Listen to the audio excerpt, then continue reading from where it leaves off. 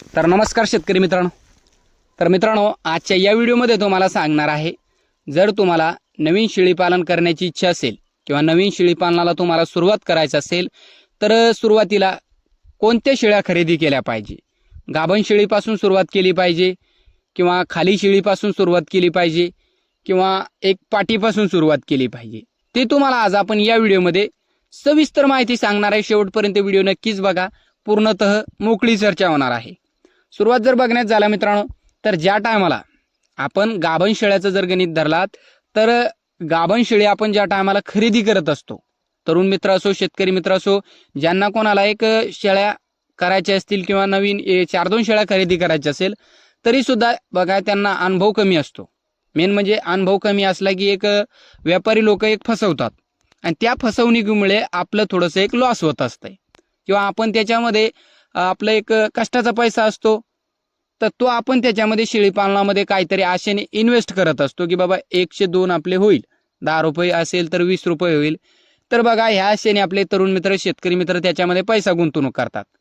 तर बघा मित्रांनो, एक गाभण शेळी ज्या टायमाला आपण खरेदी करत असतो तर त्या टायमाला व्यापारी लोकांकडून, जे व्यापारी असेल त्यांच्याकडून ते शेळ्या खरेदी करू नका. तर का बघा, व्यापारी लोक काय करत असतात, एक जे आपले खेड्यापाड्यामध्ये असेल आपले एक फिरस्ती असेल शेळ्या, तर त्या शेळ्या ते खरेदी करत असतात आणि ते मित्रांनो पण काही फार्मवरच्या शेळ्या सुद्धा ते खरेदी करत असतात. जे खाली शेळ्या आहेत ते कटिंगवरती ते एक पुढे एक माल भरत असतात आणि त्याच्यानंतर जे राहिलेला एक गाभण शेळ्यांचा एक लॉट असतो तर ते काय करत असतात, ते कटिंगवरती विकत नाही. ते काय करत असतात, आज जर समजा एक आज बाजार असेल तर त्या बाजारात ते गाडीत ते एक शेळ्या टाकत असतात आणि त्या बाजारात नेत असतात. दुसऱ्या दिवशी ते एक इकडे तिकडे जोपर्यंत त्या शेळ्या विक्री होत नाही तोपर्यंत ते फक्त इकडे तिकडे एक बाजारामध्ये नेत असतात. म्हणजे काही बाजारामध्ये 4-2 शेळ्या विक्री होईल, काही एक, मग त्याच्यामध्ये काय होतं असते, थोडं लांबचा प्रवास असेल किंवा शेळ्या सतत त्या गाडीमध्ये इकडे तिकडे फिरत असतात किंवा लांब शेळ्या त्या गाभण असतात, त्या गाडीमध्ये एक लोड करून इकडे आपल्या भागात आणत असतात. तर मग ते काय होत असतं मित्रांनो, त्याच्यामध्ये शेळ्या इकडे तिकडे जर लागलं कोणी एक शेळ्या आत मारत असतात, ते काय मोकळ्या चोकळ्या शेळ्या आणत नाही, त्याच्यामध्ये जेवढ्या बसतील तेवढ्या ते त्याच्यामध्ये आणत असतात. मग ते सतत शेळी गाभण शेळी उभी राहत असते. मग त्या कारणामुळे काय होतंय, ज्या टायमाला आपण ते शेळ्या खरेदी करत असतो, जे आपलं तरुण मित्र आहे शेतकरी मित्र आहे, तर ते खरेदी करतात आणि ते घरी आणतात. घरी आणल्याच्या नंतर बघा, आमच्या इकडे झालाय 1-2 अशा शेळ्या गाभड्यात. तर बघा, शेळी ती एक पिल्ले फेकून देते किंवा गाभडते काय भागात असं म्हणलं जातंय. तर बघा, गाभडणे म्हणजे एक पिल्ले फेकून देत असते शेळी. तर एक असं जर आपल्या सोबत झालं तर ते एक कुठंतरी आपण एक लॉसमध्ये त्याच्यामध्ये जात असतो. तर मग आता काय मित्र म्हणतील की गाभण शेळी बाजारातून आपण खरेदी करायची नाही का, तर 100% करू नका. जे गाभण करा तुम्ही, गाभण शेळ्यामध्ये तुम्हाला जर लवकरात लवकर उत्पन्न पाहिजे असेल तर 100% तुम्हाला उत्पन्न लवकर मिळत असतो.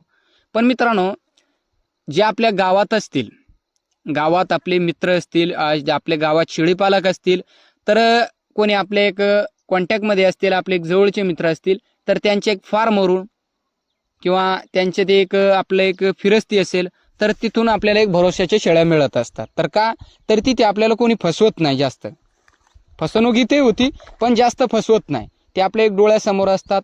एक चांगल्या पद्धतीचा प्राणी असतो, तो जर आपण खरेदी केला तर त्याच्यामध्ये आपली एक लॉस होत नाही किंवा आपण त्याच्यामध्ये जास्तीत जास्त लॉसमध्ये जात नाही. तर खरेदी करायची असेल तर शक्यतो बाजारातून शेळी कधी खरेदी करू नका. आपल्या खेड्यापाड्यात किंवा गावात मिळत असतील तर मग तशा शेळ्या खरेदी करा. राहिला दुसरा प्रश्न, अर्धबंदिस्त काही मित्रांना करायचं असेल, फिरस्तीमध्ये सुद्धा तुम्ही अशा पद्धतीने शेळ्या खरेदी करू शकता. आता अर्धबंदिस्त करायचं असेल किंवा कायम बंदिस्त करायचं असेल, जर तुम्हाला नॉलेज असेल तर मग तुम्ही अशा पद्धतीने करा, अन्यथा मग तुम्ही खाली शेळी सुद्धा आपली खरेदी करू शकता. खाली शेळीमध्ये काही मित्रांना अनुभव असतो तर ते एक गाभण शेळ्या खरेदी करू शकतात. पण खाली शेळीमध्ये तुम्हाला कुठे तुमची फसवणूक होत नाही. तर फसवणूक का होत नाही बघा, याच्यामध्ये गाभण शेळी नसते, आपल्याला जास्त पैसा मोजावा लागत नाही आणि त्याच्याच जागी जर गाभण शेळी असली खाली शेळ्याच्या जागी तर त्या शेळ्यामध्ये आपली फसवणूक होती. पण खाली शेळीमध्ये तसं नाही. खाली शेळीमध्ये आपल्याला एक किती आपण पैसा दिला आपल्या हिशोबाने आपण देत असतो, त्याच्यानंतर आपल्याजवळ ती शेळी येऊन क्रॉस होत असते. क्रॉस झाल्याच्या नंतर काय होत असते, मग आपलं एक स्वतः आपण त्याचं एक संगोपन करत असतो, मग आपल्याजवळ ती गाभण राहत असते. जर तुम्हाला वेळ असेल तर, अन्यथा तुम्ही मग आपण सांगितलं तशा पद्धतीने गाभण आपल्या एक खेड्यागावातून किंवा आपल्या मित्राकडून खरेदी करू शकता. राहिला प्रश्न आता काय मित्रांनो, बंदिस्तच करायचं असेल शेळ्या, सुरुवाती जसं बाजारातून खरेदी केल्या तसंच बंदिस्त शेळी पालन करायचं असेल तर मित्रांनो, खाली शेळीपासून तुमचं एक चांगल्या पद्धतीचं म्हणजे एक लवकरात लवकर जर तुम्हाला बंदिस्तमध्ये उत्पन्न घ्यायचं असेल, म्हणजे एक 4-5 महिन्यामध्ये तुमच्याजवळ पिल्ले तुम्हाला पाहिजेत असेल, तर मग तुम्ही एक खाली शेळ्यापासून सुरुवात करू शकता. खाली शेळ्यापासून जर सुरुवात केली तर ते एक शेळ्या खराब झाल्या किंवा काही झाल्या तर ते एक लवकरात लवकर सेट होतात. अन्यथा एक फिरस्तीमधल्या शेळ्या लवकरात लवकर आपल्या फार्मवरती सेट होत नाही, उलट ते खराब होत असतात दिवसांदिवस. त्याचा काही आपल्याला एक चांगला रिझल्ट बघायला मिळत नाही. जर तुमच्याकडे वेळ असेल किंवा तुम्हाला थोडंसं एक वेळ लागला आणि वेळाच्या नंतर एक काही कालावधीच्या नंतर तुम्हाला उत्पन्न मिळालं तर तुम्हाला चालत असेल, तर मग सुरुवात तुम्ही कमी पैशापासून सुद्धा तुमची करू शकता. आणि तो जी आपली सुरुवात आहे तर त्याच्यामध्ये तुम्हाला अडचणी कुठंच बघायला मिळत नाही. तर बघा, ज्या आपल्या पाठी असतात 4-4, 5-5 महिन्याची जे आपले पाठी असतात, त्या पाठीपासून जर आपण सुरुवात केली तर मित्रांनो त्याच्यामध्ये आपण कुठंच एक आपल्याला अडचण येत नाही. एक माझा स्वतःचा अनुभव आहे बरं का. बंदिस्तमध्ये जर तुम्हाला काम करायचं असेल,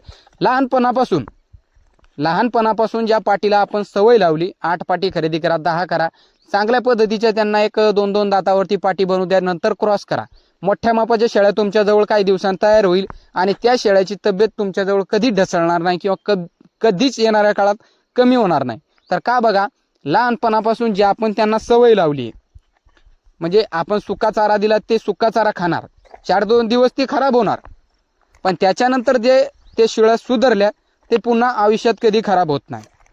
तर लहानपणापासून त्यांना एक सवय लागत असते आणि ती सवय जर लागली त्यांना तर आपल्याला अडचणी कमी येत असतात. लवकरात लवकर आपलं ते एक काही जर आपण खाण्यासाठी त्यांना टाकलं तर ते पाठी काही ठेवत नाही. येणाऱ्या काळात सुद्धा आपलं एक चांगल्या पद्धतीचं शेळी पालन आपण त्याच्यातून एक करू शकतो किंवा मोठ्या मापाच्या शेळ्या आपण घरगुती तयार करू शकतो, जर तुमच्याकडे वेळ असेल तर. काही म्हणजे थोडंफार वेळ लागेल तुम्हाला, आणि जर तुम्हाला ते चालत असेल त्याच्यानंतर मग उत्पन्न मिळणार तुम्हाला टॉपचंच मिळणार. आणि एक स्वतः तुम्ही आपल्या एक हाताखाली तुम्ही तयार केलेल्या त्या पाटी असतात, त्याच्यामध्ये तुम्हाला काय अडचण येत नाही. येणाऱ्या काळात एक चांगल्या पद्धतीचं तुमचं शेळीपालन चालू शकतं. तर मित्रांनो, कसा वाटला व्हिडिओ कमेंट करून नक्कीच सांगा. जे आपले तरुण मित्र, शेतकरी मित्र ज्यांना कोणाला करायचं असेल त्या मित्रापर्यंत आपला हा व्हिडिओ नक्कीच शेअर करा. तर कसा वाटला व्हिडिओ कमेंट करून नक्कीच सांगा. व्हिडिओ पाहिल्याबद्दल मनापासून धन्यवाद.